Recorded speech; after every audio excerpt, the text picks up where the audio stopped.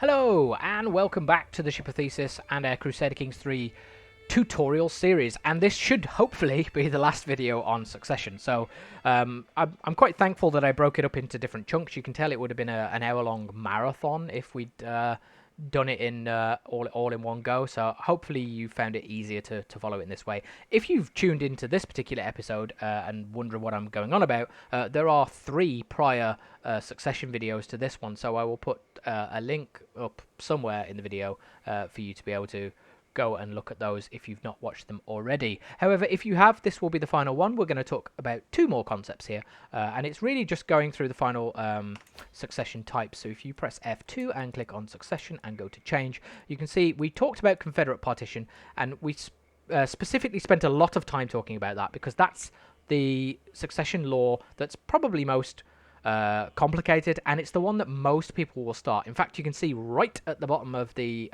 tooltip there that tribal rulers are locked into that succession type. So until they become feudal or the clan type, they can't get out of that succession type.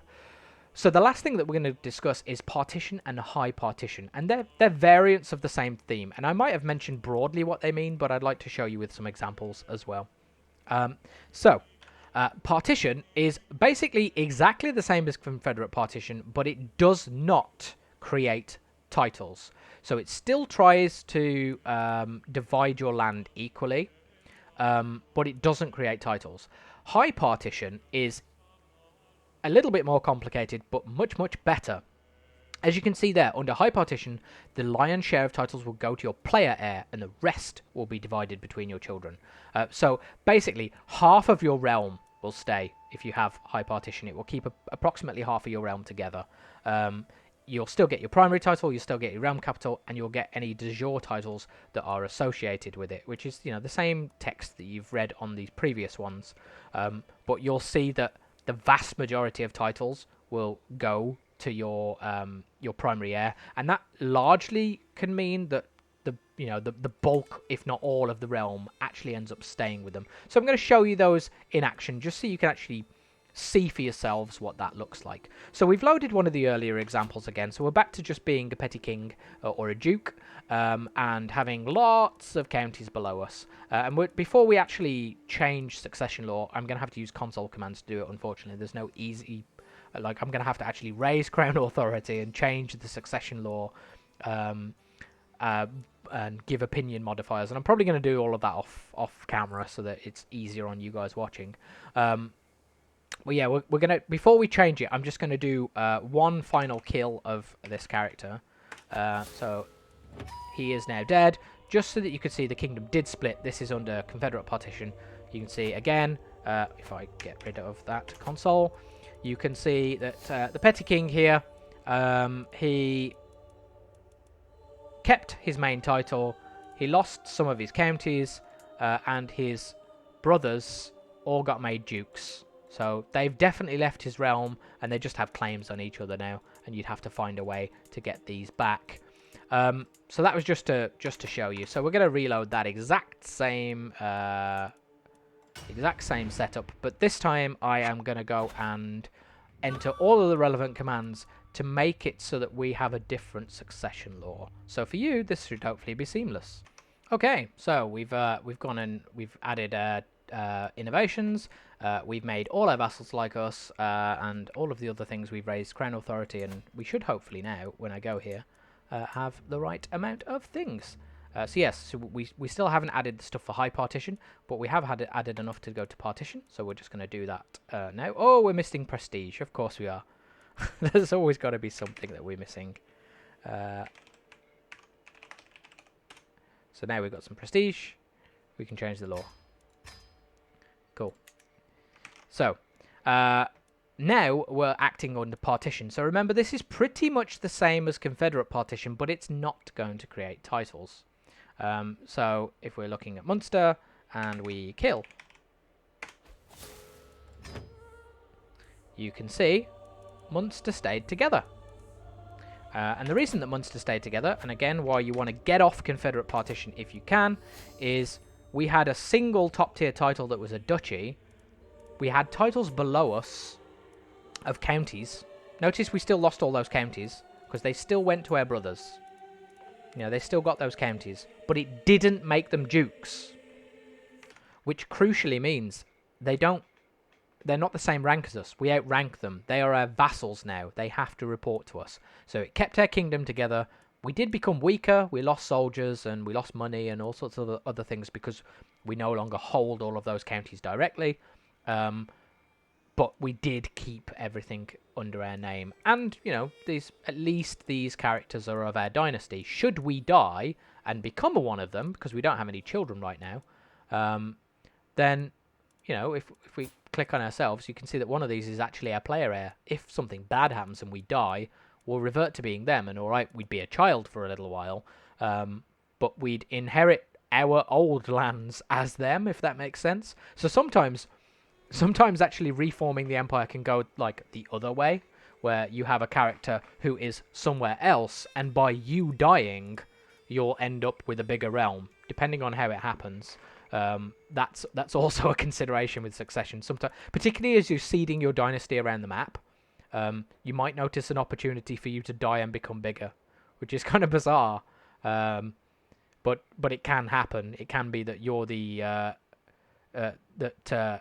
they are the heir to your kingdom. So yeah, that's an interesting way of looking at it as well. You just have to be mindful of who you're going to move to and who your next heir is. So that was a look at partition, and it's the same all the way up the tree. I feel like you've seen Confederate partition enough now. Partition's basically the same, but we just didn't make them as dukes. So what we're going to do now is we're going to do the same example again, but I'm just going to give ourselves the ability to have high partition, and then you'll see what that looks like. So bear with me.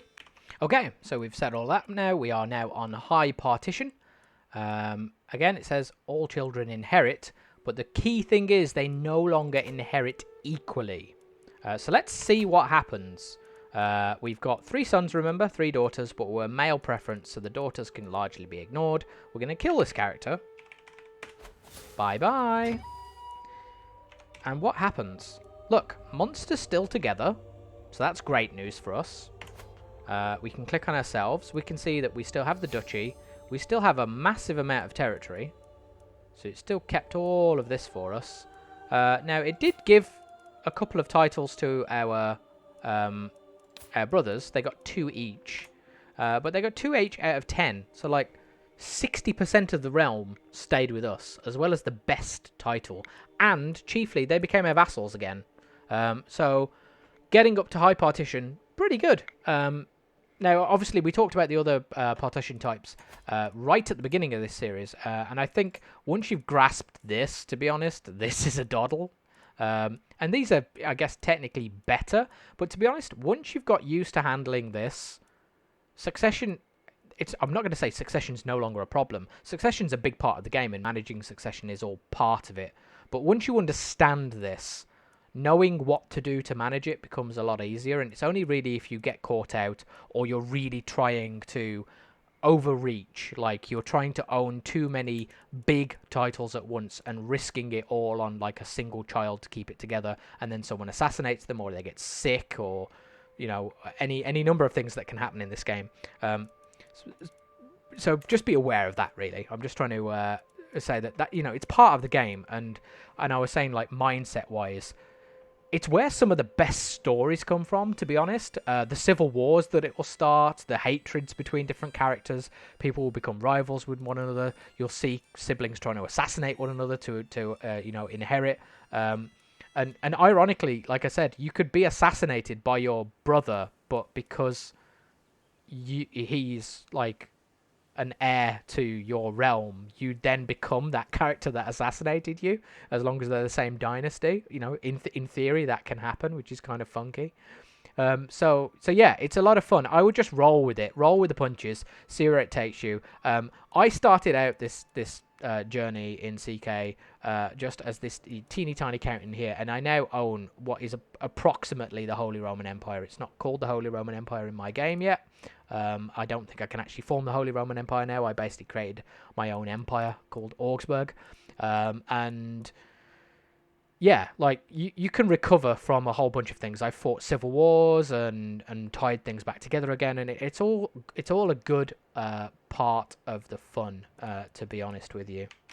So I guess the last thing I should really talk about, I suppose, as part of Succession is you kind of have to create children, right, to be able to do this, and you do that by getting married. So you can click on the find spouse here to find a wife, or alternatively you can go to the find character screen, which is here, and then you can filter by all sorts of things to find characters. Right click on them now. Obviously I can't make this man marry me because that doesn't make sense, but you can filter it by the correct gender type, and you can look for their marital status, so you can find somebody unmarried, and then you could try and arrange a marriage either with them or one of their children. So once you've actually created a marriage, there is actually a... Let's just pick this lady for an example. There's a chance of children that gets mentioned here. Now, the reason I wanted to talk about this now is primarily for this button here, this matrilineal marriage. I made it quite clear, I think, at the beginning of this series, and I hopefully have reiterated it throughout. The game is really about your dynasty. So if you click this button as a man, and it does warn you, thankfully, in CK3, that this will mean that they won't be of your dynasty. So you can end up screwing up your successions by having the wrong dynasty inheriting. So be mindful that as well that not all of those children that you see on a character, because you'll create children and then in turn they'll create children, and you sometimes lose track of who's had who. They can have affairs that create children, bastards that get acknowledged by another. By potentially the father. Sometimes it's actually all just made up, depending on the intrigue. It's just a lie, but everyone believes it. So you can end up... You really need to go through the children and assess who they are and of what dynasty. Now here all of these are from our dynasty, but just check the shield on all of these people, really. And I think the last thing to sort of bear in mind is how you actually check the succession of a title. So if you're trying to work out, particularly when you're trying to assassinate someone and work out how that will benefit you, you can click on a title itself. So if we select ourselves here and select duchy title, the line of succession is displayed here. So you can see if he dies, it becomes this guy. If he dies, it becomes this kid. If he dies, it becomes this girl. If she dies, it becomes this girl. That can be really useful for a whole host of reasons. Like maybe for some reason you want to get a bad ruler onto the throne of France. You might be able to, by clicking through and checking all of their claims or their character traits or like a whole host of things. You may want to get a ruler onto the French throne. Maybe you want a woman on the French throne so that you can have an easier time gaining a claim by talking to the Pope.